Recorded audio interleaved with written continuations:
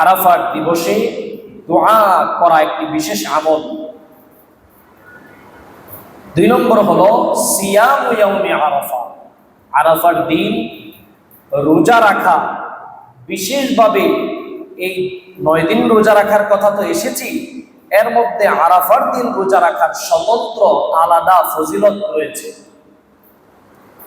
তৃতীয়ত তাকবীরে তাশরীক, আল্লাহর বরত্ব এবং মহত্বের যে তাকবীর,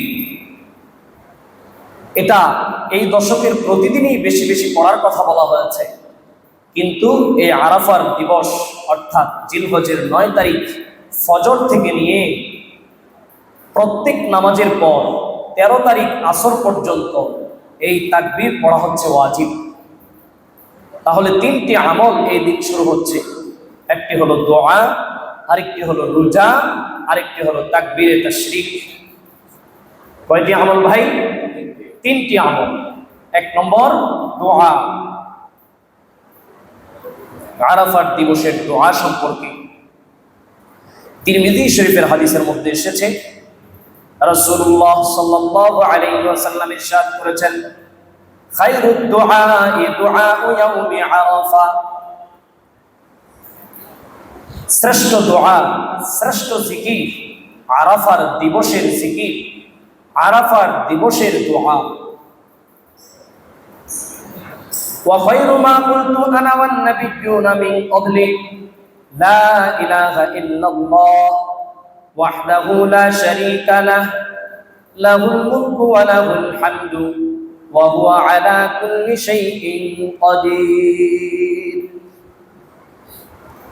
আর এই আরাফার দিনে সর্বশ্রেষ্ঠ জিকির এবং দোয়া হিসেবে আমি নবী এবং আমার পূর্ববর্তী নবীগণ যেই দোয়া করেছেন, নবীজি বলেন সেই দোয়াটা হলো সবচেয়ে উত্তম। সেই দোয়াটা হলো লা ইলাহা ইল্লাল্লাহ, আল্লাহ ছাড়া কোনো মাবুদ নাই, ওয়াহদাহ, তিনি একক, লা শারীকা লাহু, তার কোনো শরীক নেই, লাহুল মুলক, তারই জন্য এই পৃথিবীর তামাম রাজত্ব, ওয়া লাহুল হামদ, তারই জন্য যাবতীয় প্রশংসা, ওয়া হুয়া আলা কুল্লি শাইইন কাদির, তিনি সব কিছুর উপরে সক্ষম, তিনি সব কিছুর উপরে ক্ষমতাবান, তিনি সব কিছুর উপরে নিয়ন্ত্রণ। এই যে দোয়া, এই দোয়া হলো, এই জিকির হলো আরাফার দিনের শ্রেষ্ঠ একটি জিকির। লা ইলাহা ইল্লাল্লাহু ওয়াহদাহু লা শারীকা লাহু লাহুল মুলকু ওয়া লাহুল হামদ ওয়া হুয়া আলা কুল্লি শাইইন কাদির। আমরা অনেকেই পারি, যারা পারি না ইনশাআল্লাহ এই দোয়া শিখে নেব। তো বিশেষভাবে এই দিনে দোয়া করা, হযরত ইমাম আউজাঈ রাহমাতুল্লাহি আলাইহি, বিখ্যাত এই ফকিহ, তিনি বলেন, আমি বহু আল্লাহওয়ালাকে দেখেছি যারা নিজেদের মনের চাওয়াগুলো, নিজেদের বিভিন্ন দোয়াগুলোকে এই আরাফার দিবসের জন্য রেখে দিতেন। এই আরাফার দিবসে আল্লাহ তাআলার কাছ থেকে নিজেদের কাঙ্ক্ষিত বিষয়গুলো, চাওয়া পাওয়াগুলো আল্লাহর কাছ থেকে বিশেষভাবে আদায় করে নিতেন। সুবহানাল্লাহি ওয়া বিহামদিহি।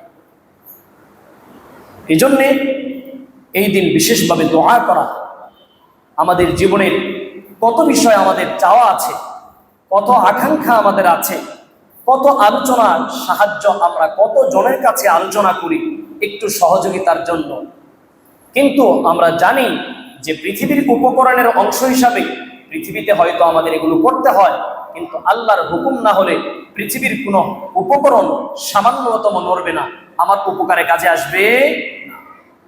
সেজন্যে আমাদেরকে দোয়ার প্রতি মনোযোগী হওয়া এবং বিশেষভাবে রবিবার আরাফার দিন, এই দিন আরাফার এই তারিখে আমরা বিশেষভাবে আল্লাহ তাআলার কাছে দোয়া করব এবং বাসায় বলবো, পরিবারের মধ্যে বলবো, বন্ধু বান্ধবদেরকে বলবো, আত্মীয় স্বজনদেরকে বলবো যে এই দিন সবাই মিলে দোয়া করো, আমার জন্য দোয়া করো। এইভাবে আমরা দোয়া চাইবো এবং আল্লাহ তাআলার কাছ থেকে দোয়া নেওয়ার এই পরিবেশ ইনশাআল্লাহ মাধ্যমে, এই পরিবেশের মাধ্যমে, দোয়ার আমলের মাধ্যমে আরাফার দিবসকে আমরা সাজিয়ে তুলব, আরাফার দিবসকে আমরা আমলে ভরপুর করবো ইনশাআল্লাহ। আরাফার দিনের দ্বিতীয় যে আমল সেটা হচ্ছে রোজা রাখা। এই 9 দিনের রোজা রাখার কথাই এসেছে। এই 9 দিনই রোজা রাখা অত্যন্ত গুরুত্বপূর্ণ।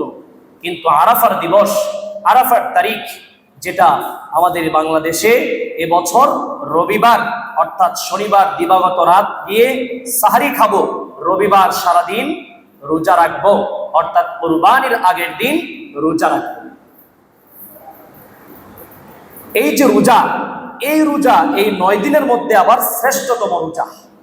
শুধু তাই নয়, বছরের মধ্যে রমাদানের পরে, রমজান মাসের রোজার পরে যত নফল রোজা রয়েছে, এই সব নফল রোজাগুলোর মধ্যে শ্রেষ্ঠ নফল রোজা হলো আরাফার দিনের নফল রোজা। সুবহানাল্লাহ।